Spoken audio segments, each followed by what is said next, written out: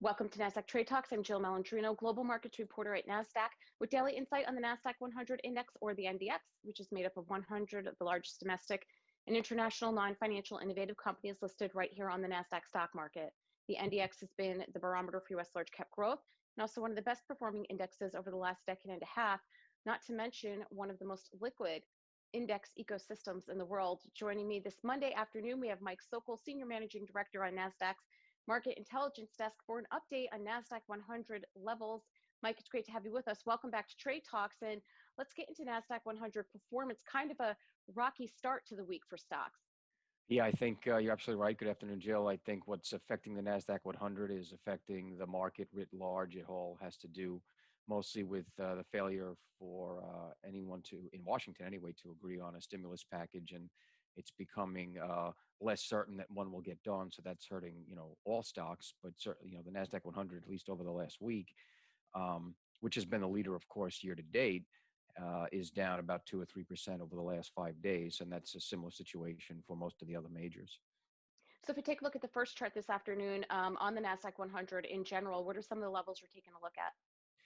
Yeah, I mean, it's been sort of range bound, the index, and it's been, ticking lower, but, you've had a really good, performance over the last, many, many months index. So I just want to check one last level here.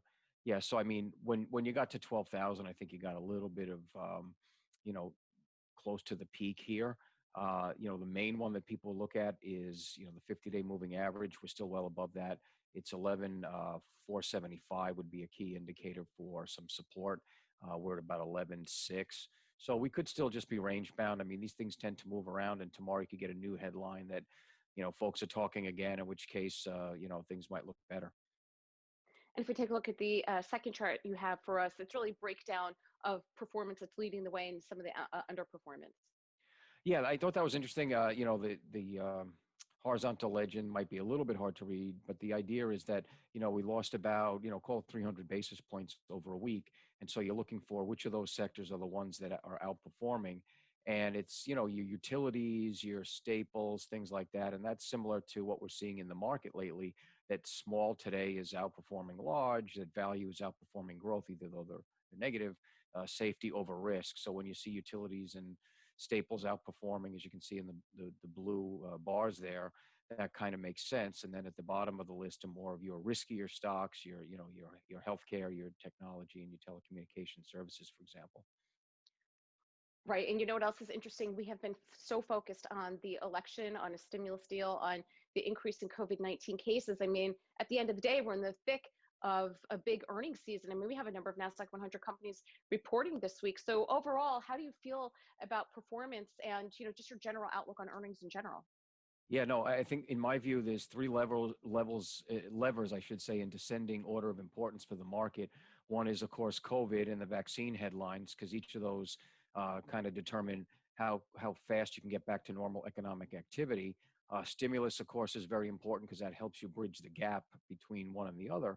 And then the last being earnings, I think, as a lever for moving the market. For the third quarter and fourth quarter, the market is more or less discounting double-digit losses. For Q3 going into the quarter, it was about a 21% loss in earnings growth, if you want to call it that. And now we're at about 18% projected, because we did have a pretty good week last week. For Q4, it's about 13%.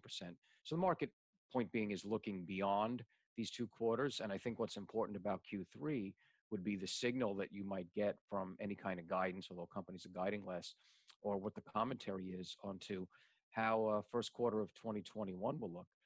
And to your point, we have 90 plus S&P 500 companies reporting this week, so we're really getting into the thick of it this week and the next two, and we'll see how that all shakes out. All right, Mike, thanks for joining us on Trade Talks. Okay, thank you, Jill. You got it, and thanks for joining me. I'm Jill Malandrino, Global Markets Reporter at Nasdaq.